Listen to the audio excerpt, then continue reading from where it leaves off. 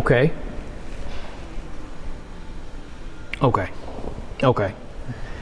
I see what's going on.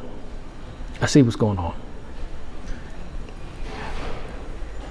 You sure you want to put this out? You sure you want to do this? Let's do this. Right. Come on, Spanish. All right.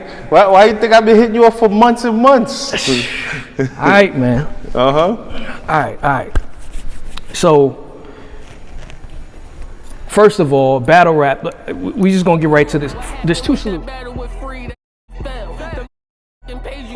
You are for sale. Wasn't Remy wearing free cash shirts while you was in jail? Had the nerve to disrespect her too. This was an L. What's up, world? It's Knowledge to God. We are here with the one, the only Spanish Harlem. Knowledge. Long time no see. I'm gonna call this session Know the Game with Knowledge to God. Know the game. The reason I want to call this segment Know the Game, and this is something new that I've been wanting to do as well, and it's really just speaking to artists, you know, owners, and just anybody who's really just been a part of a game in the sense of the game of life, the game of business, the game of any form of entertainment, and I want them to, you know, shed light. And you are one of the people who went in the inside of the highest level of battle rap, and you came out and you gave the world a little bit of the game to kind of see how to navigate through this. First question I want to start off is, you know, how have you been seeing the game, the culture of battle rap? Well, last time we spoke, it was, what was that, 2 years ago? I want to think just after COVID, something like that, right? Yes. Let's do a recap for those who haven't seen. So we were having a conversation about Silence of Protocol. We were having a conversation about the Crucible. We were talking about, you know, some of the inner things that were happening with the game. And then the last message that I gave was, if nothing is done, they would have to reap what they sow. You gave a warning, a grave warning. You have to reap what you sow. You will reap what you sow of all of the things that's happening at the bottom of your company. Remember, I told you that. Mm-hmm. All the things at the bottom. And you know what they did? They did nothing. They stayed quiet. But because trying to save people from their own hand. I've been paying attention. I've been seeing what's been transpiring. If I'm not mistaken, not too long after that, Easy's situation with the URL started, and then he stepped away, and then K-Shine's situation started, and then Verb's situation started, and all the things that were happening behind the scenes were said. Mike P, None, the end of caffeine. The end of caffeine. I forgot about that one. So what's the overall notion now? I'll say to start the year 2024, the conversation was battle rap is dying, which is a conversation I feel like happens every year in a sense, but I feel like a lot of people felt like once Smack, I did an interview, I'll go to that. I did an interview with Smack, and Smack said the money is over.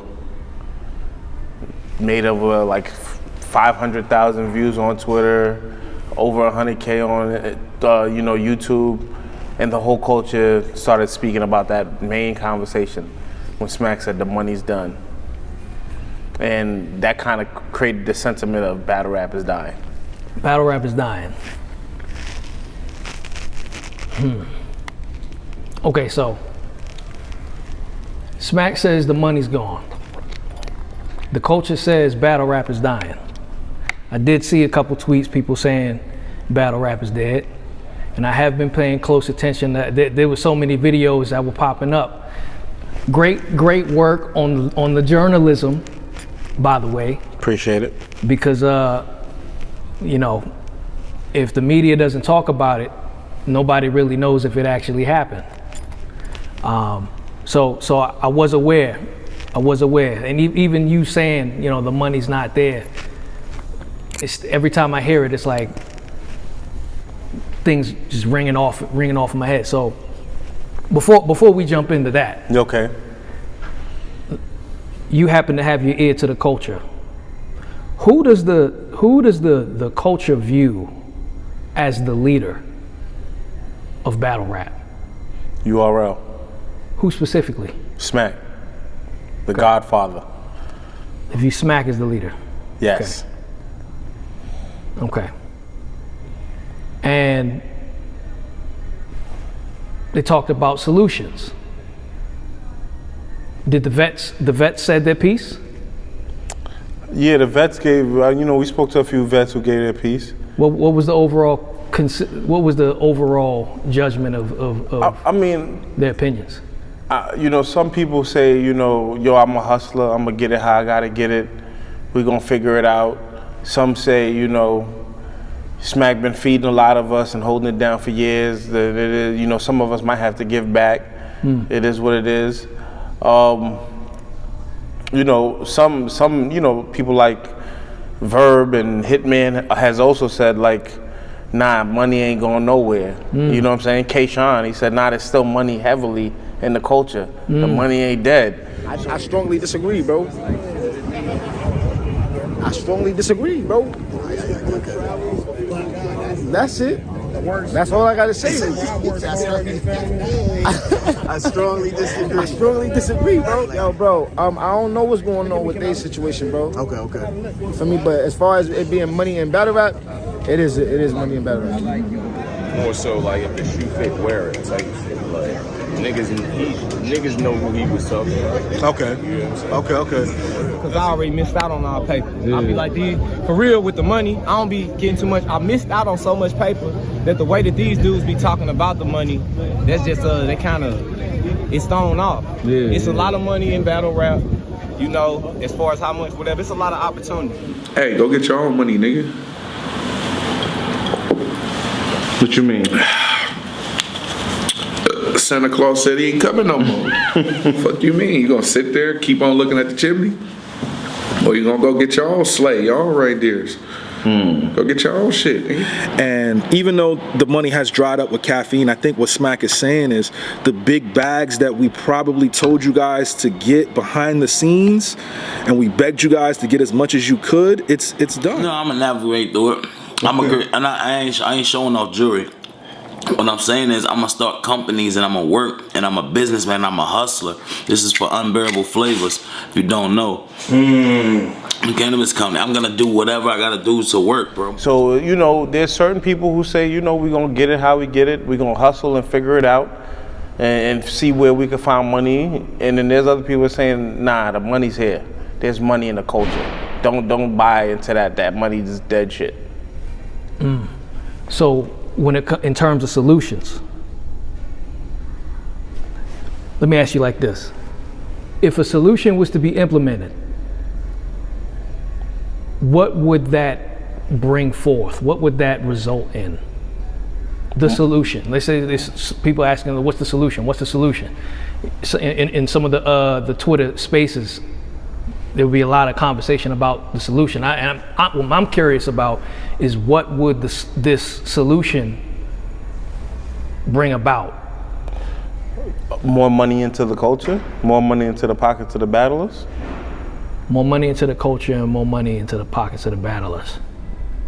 If the solution was implemented. Yes, because that's what it seems like it's about. It's a financial thing. Okay. And let me add this too. I don't, like me personally, I don't think it's just a financial thing. I feel like the sport itself, the hunger isn't here. I feel like the battles aren't as major anymore. I feel like we're not getting these classic, amazing battles that was what the culture was built off of. Yeah. Fuck the money. Yeah. I don't feel like the material of the artist is like on that level. I mean, here and there we do get some good battles, some good events, i.e. the Blue Room event last year with ARP. Great event. We don't even care what dudes got paid. We just know that we had great battles. So, that's my perspective as far as like why battle rap isn't where it's at. Not really the money, but I feel like the performances aren't The performance. up to par. Okay. And the battlers are motivated by. Yeah, dudes is messing up, choking, and the battles just aren't really that entertaining. You know what I'm saying? Like, I feel like, the storylines of niggas just booking whatever battles. Like, you know what I mean? I wanna buy into something. Okay. So when you think about the solution being, if it was implemented, it would bring more money, what do you believe to be the true source of the problem? What do I think is the source of the problem? As far as the money? If the solution would bring more money, if that's the overall consensus of the culture, if a solution was implemented, more money would come out of that. Okay. Then that means the problem would be what? What would be the true problem from the? I have an understanding from my side, but I'm curious. I guess the problem is one you alluded to was preparation. Yes, I think to answer your question, I think the problem is making sure the right people are getting the money. What do you mean? Like the people who really deserve it, in the sense of who's really putting that work in, who's really pushing the culture forward, who's really giving you great high level excellence every time. Because I'll use Danny Myers as an example. We've seen a guy like Danny Myers give you 1,000% every time he comes out the gate. But he's one of the most underpaid battlers. So I feel like in that scale of balance, maybe that can be and it might be other artists, I won't say any names, that might be getting a certain thing, but these guys are never on point, or never they might be messing up often and things like that. So it's like, how do you pay him this, but this guy who never does this doesn't get paid that? I strongly disagree, bro. I strongly disagree, bro. That's it. That's all I gotta say. I strongly disagree. I strongly disagree, bro. Yo, bro. I don't know what's going on with their situation, bro. Okay. You feel me? But as far as it being money in battle rap, it is money in battle rap. More so if the shoe fit, wear it type shit. Like niggas know who he was talking about. Okay. You know what I'm saying? Okay. Because I already missed out on our paper. Yeah. I be like, for real with the money, I don't be getting too much. I missed out on so much paper that the way that these dudes be talking about the money, that's just, they kind of, it's thrown off. Yeah, it's a lot of money in battle rap, as far as how much, whatever. It's a lot of opportunity. Hey, go get your own money, nigga. What you mean? Santa Claus said he ain't coming no more. Fuck you mean? You gonna sit there, keep on looking at the chimney? Or you gonna go get your own sleigh, y'all right there? Go get your own shit, nigga. And even though the money has dried up with caffeine, I think what Smack is saying is the big bags that we probably told you guys to get behind the scenes, and we begged you guys to get as much as you could, it's done. No, I'm gonna navigate through it. I ain't showing off jewelry. What I'm saying is I'm gonna start companies, and I'm gonna work, and I'm a businessman, I'm a hustler. This is for Unbearable Flavors, if you don't know. Cannabis company. I'm gonna do whatever I gotta do to work, bro. Okay.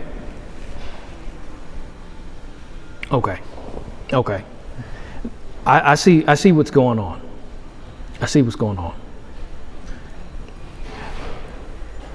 You sure you want to put this out? You sure you want to do this? Let's do this. Right. Come on, Spanish. All right. Why you think I've been hitting you up for months and months? All right, man. All right. So, first of all, battle rap, we just going to get right to this. There's two solutions. Okay. The first solution is what's going to come from this conversation right here. It's the first one. Okay. The second one is more long-term. I can't talk about that one because there's a lot that would have to take place. Okay. And that I want to be a steward of it. So it's a long-term one. But this is the first one. This conversation is going to be the first of the solutions. We need to drive things to what's actually happening. What's happening? Battle rap is not dead. It's asleep. It is sleep, but it's not dead. Okay? That's the first thing. Second thing, Smack's claim that the money's not coming back. The overall claim is a sham God. You know the sham God move, right? And then I make you feel like you got it, but then I'm taking it right back. Right. Not about the money, but about the overall notion. If I get you to start talking about the money, you won't look at the real problem, because money's easily understood. Business is easily understood. People like looking into business. It's easy. But the true problem is covered up by the money claim. What's the true problem? That's the general gist. What's the true problem? The true problem, similar to the conversation that we had before, was if you don't respect the battlers at the bottom of your company, the people who are considered the least, everything will start to go awry at the top. So the true problem is the disrespect and the defrauding of the up and coming battler on URL contract. Damn. They're being defrauded. Okay, elaborate.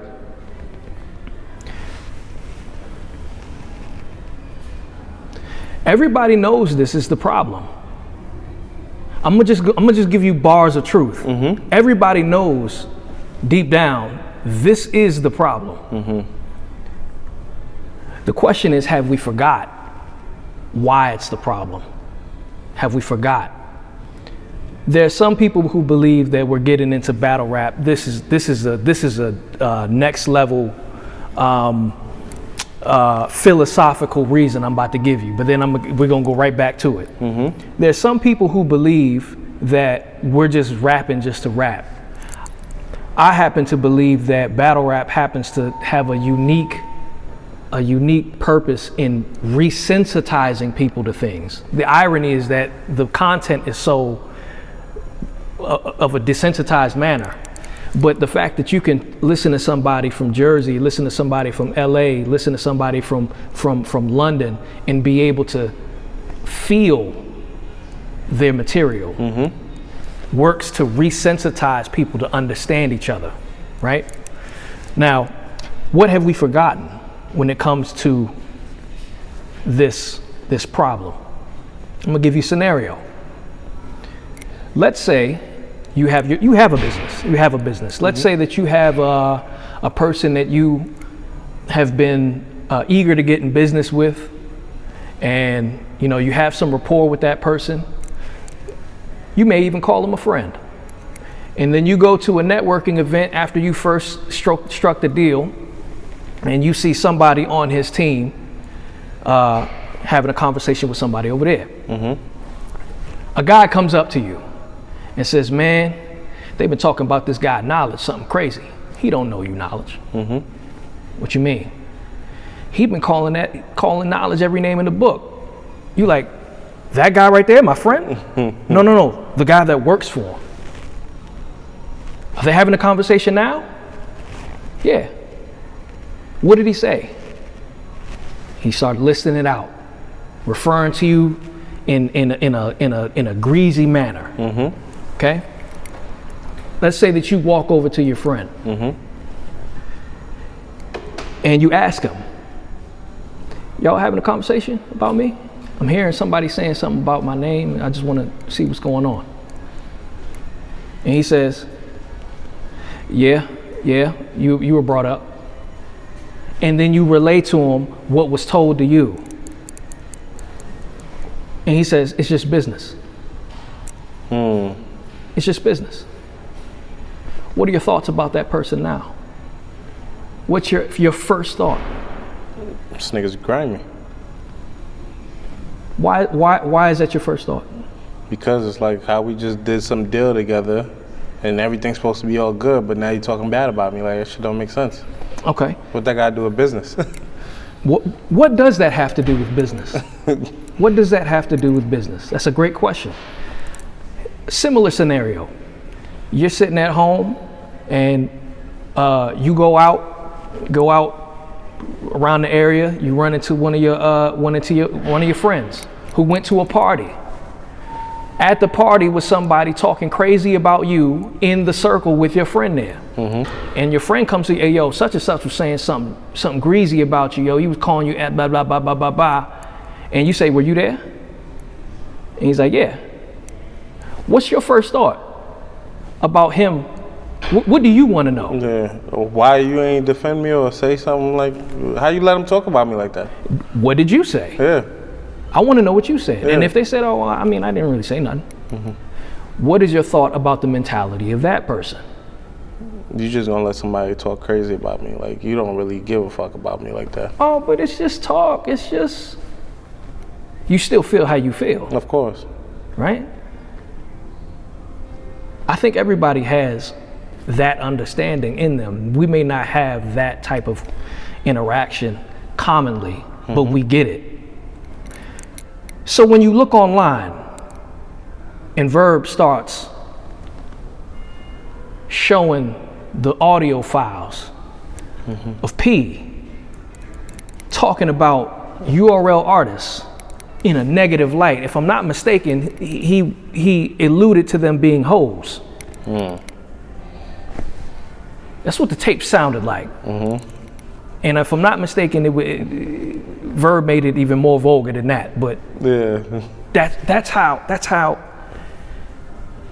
how he worded it. He could have had any breakdown he wanted to, but that's what he chose. Okay, that's P. Smack, he worked for you. So if he works for you and he's still there after this came out, what does that say to me if I'm on the roster? You want me to look at you as Uncle Smack? Uncle? That's a very that's a term of endearment. Uncle Smack. It's, you know what I'm saying? You know what I'm saying? Why has this not been addressed? Damn. Two people can't walk together unless they agree. If somebody says something negative about you, and that person also, you have another person who may be a friend, you might be three friends, that person starts talking greasy, he has to be held accountable, and you have to bring it up to him like, yo, we don't talk like that. That's right. Now, if my other friend doesn't also stand with me and say we don't talk about each other like that, then I have to look at you and say you both agree. I have to, in order for me to continue to move forward. Now, once I make that decision, then I can move accordingly. So the disrespect, that's the disrespect aspect of the battle is at the bottom. Why are they disrespected like that? Well, one, because they don't make money as much as the marquee artists. So some people believe that it's just business. You can talk about people like that because it's just business. Oh, I've heard people Ice-T revert to, artists being hoes before, but see, he didn't have people working for him. Yeah. He didn't have artists underneath him and using that type of wording because that would be, you see what I'm saying? Yeah, counterproductive to the people you're trying to lift up. Whether it be factual, from a metaphorical standpoint, there's some parallels you just don't draw when it comes to your people that you're supposed to be leading. But Smack would normally say bars over names. He represents the new energy. Smack has always kind of been pushing the new guys to the forefront in a sense. And, to the point where even the vets feel like, yo, they trying to push us out. So do you feel like, that's not the case in a sense? Bars over names was years ago. Well, still the rookie, sophomore movement and the top six and, still kind of trying to push these guys and things like that. Well, we gotta remember timeline. Before the app came out, you had the Crucible and everything that was going up there. Remember, the PGs got taken out, and the Crucible was happening. The change of the regime. Change of the regime. And once the app came into place, the bars over the name was way before the app. Yeah, that was. It was way back then. The rookies versus vets movement. Way back then. That was it. Maybe 4 years ago, 4 or 5 years ago. So when you're talking about what we're addressing right here, this problem is dealing with the new regime. The Crucible. It's dealing with app era. The app era. It's app era. App era. The main reason for the app was because they thought that YouTube views was not giving them the money that they wanted. They wanted to increase their earning potential through a premium product. There's nothing wrong with that. Now, I don't necessarily agree with the way that they rolled it out in their method of rolling it out. That's kind of like somebody. I don't gamble. I don't really gamble like that. But if I go play roulette, you have a higher chance of losing your money picking one number than you do picking a color. Okay. Right? So if I put it all on black, if it lands on anything black, okay, I I win. see what you're saying. Rather than picking 14. Gotcha. You see what I'm saying? Yeah. With the way that they rolled it out, from where I'm looking at it, they played a number instead of a color. Right? But that's a whole different thing. I don't even want to deal with that. When it comes to respecting the artist, the first thing when you talk about leadership is you have to serve without bias. You can't grow unless you serve without bias. Now there's some areas where you can grow, right? But then you start seeing things that we see right now. People start feeling like something just don't seem right. I don't know why. I just don't feel like they catch it. Even if they're not seeing exactly what it is. So the fact that somebody can talk about his own contracted artist that way and everything be fine, that just leads me to believe that person has the mentality of it's just business. It's just business. I can validate P saying that about these artists so long as I make money. If I make money, now to the onlooker who's the hustler, they may look at it and say, well, I wouldn't do that. But the problem is you're in a community where you have say, you have a voice, you have power, you have influence. And to be silent on certain topics and to say, you know what, I'm just not going to get involved with that. What happens then? What happens? We get everything starts to fall apart. Was the audio that bad? That P's leaked audio? What do you mean by that bad? Well, was it that, like, was he disrespecting? Do you really feel like he was disrespecting the artist? Hold on. Not only did she say it's a female lead, she specifically spoke and said, I will not be doing any guy-on-guy battles. She said that specifically, just like I just said. Somehow book guys if it's intergender, a guy versus a girl. And we don't specialize in that. We do kings and queens once a year. That's not a thing that we lay claim to like it's ours. Everything was cool. So then she, like I said, they booked the East Down. Nobody told us anything. We found out the same way the rest of the world found out on Christmas Day when the trailers dropped. So we found out. Now, of course, niggas still do it. She booked easy. It wasn't that. It was the principle behind it. I'll put it to you this way. We said a cease and desist, right? Because niggas felt just disrespected. Pause it. It was the principle behind it. It was the principle behind it. And he's talking about Remy at this point. That's right. But that it's the principle behind it. Okay. So let's go with his words that he said. It's the principle behind it. Everybody's understanding of the streets is different. Okay? But there are corporate gangsters and you got gangsters in the street. Okay, corporate gangsters know how to insult you without insulting you. Right? I know how to word it so that I can get my point across, that I don't like you, that you're beneath me. And I'll say it in a way that if you're not hip to it, you might just think that I'm just talking. Okay. But the principle behind it is that I'm insulting you. So when you ask, is it that bad? I hear that as, was the wording bad? The wording could be fine. It's the principle behind it.